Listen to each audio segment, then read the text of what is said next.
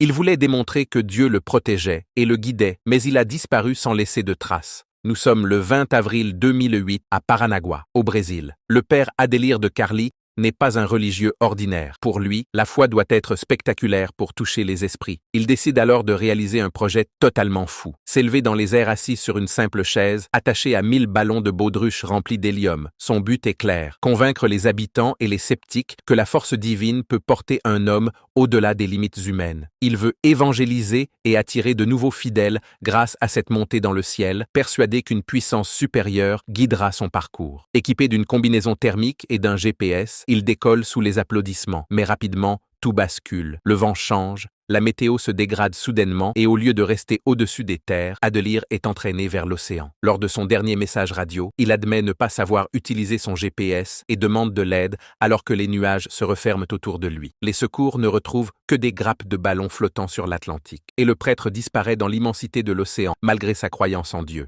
Il voulait démontrer que Dieu le protégeait et le guidait, mais il a disparu sans laisser de traces. Nous sommes le 20 avril 2008 à Paranagua, au Brésil. Le père Adélire de Carli n'est pas un religieux ordinaire. Pour lui, la foi doit être spectaculaire pour toucher les esprits. Il décide alors de réaliser un projet totalement fou. S'élever dans les airs assis sur une simple chaise, attaché à 1000 ballons de baudruche remplis d'hélium. Son but est clair, convaincre les habitants et les sceptiques que la force divine peut porter un homme au-delà des limites humaines. Il veut évangéliser et attirer de nouveaux fidèles grâce à cette montée dans le ciel, persuadé qu'une puissance supérieure guidera son parcours. Équipé d'une combinaison thermique et d'un GPS, il décolle sous les applaudissements. Mais rapidement, tout bascule. Le vent change, la météo se dégrade soudainement et au lieu de rester au-dessus des terres, Adélire est entraîné vers l'océan. Lors de son dernier message radio, il admet ne pas savoir utiliser son GPS et demande de l'aide alors que les nuages se referment autour de lui. Les secours ne retrouvent que des grappes de ballons flottant sur l'Atlantique. Et le prêtre disparaît dans l'immensité de l'océan, malgré sa croyance en Dieu.